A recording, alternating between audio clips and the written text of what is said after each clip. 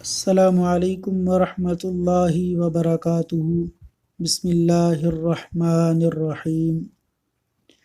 رسول اللہ صلی اللہ علیہ وسلم نے فرمایا، اگر بندہ اپنے یوم پیدائش سے لے کر بوڑھا ہو کر مرنے تک اللہ تبارک و تعالیٰ کی اطاعت میں سجدہ ریز رہے تو وہ روز قیامت اس کو بھی حقیر سمجھے گا اور وہ آرزو کرے گا کہ کاش اسے دنیا میں دوبارہ بھیج دیا جائے تاکہ وہ اجر و ثواب میں اضافہ کر سکے۔